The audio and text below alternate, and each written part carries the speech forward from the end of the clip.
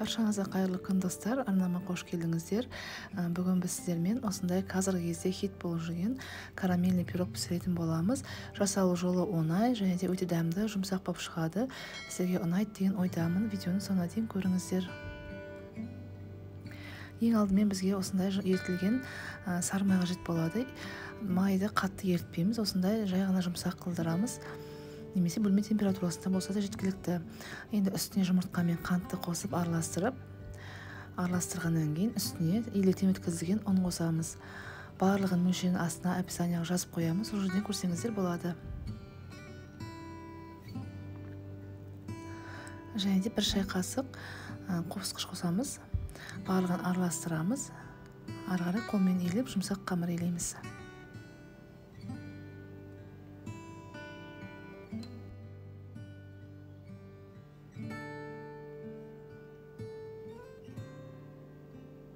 Қамырды илеп болдым, осындай жұмсақ болу қажет. Енді осылай 1-2 рет қолмен басып, жай ғана ыдысқа қоя тұрамыз. Қамырымыз дайын болғаннан кейін ішіне құятын салмасын дайындаймыз. Салмасына құятын заттардың барлығын дайындап қойдым. Ең алдымен осындай вареный сгущенкамен 2 жұмыртқаны миксермен араластырып аламыз. Миксер болмаса жай ғана венчикпен араластырсаңыздар болады.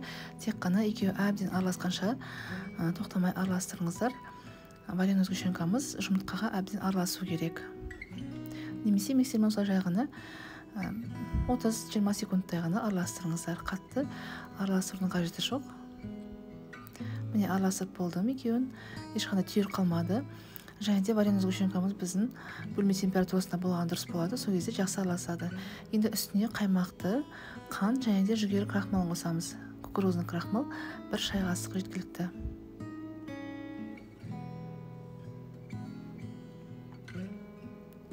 Енді ары қарай осындай күрекшемен, лопаткамен араластыруға болады.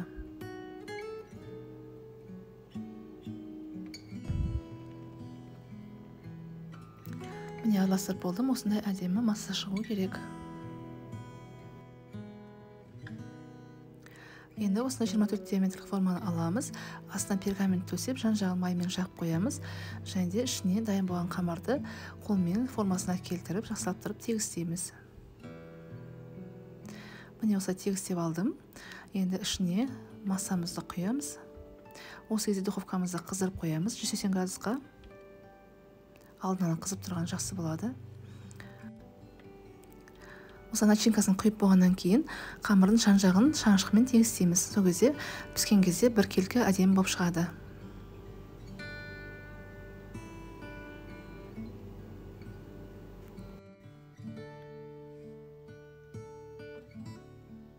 Міне осылай жай ғана басыңыздар, қатты баспаймыз.